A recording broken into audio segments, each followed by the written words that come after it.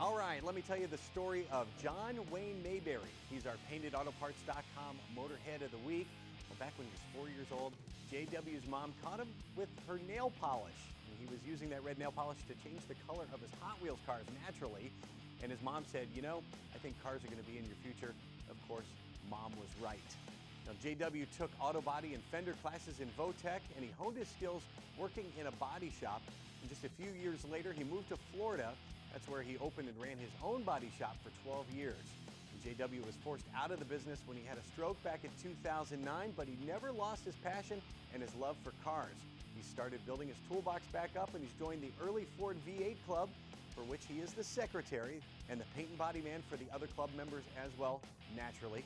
And right now, JW is working on his own 29 Ford at the club. He also loves cruising around in his 67 Plymouth Fury.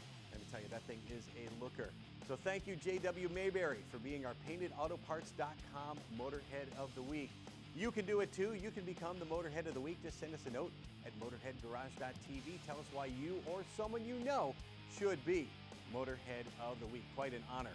We'll be back with more Motorhead Garage presented by DragonfireTools.com next week. We hope you join us then. So long.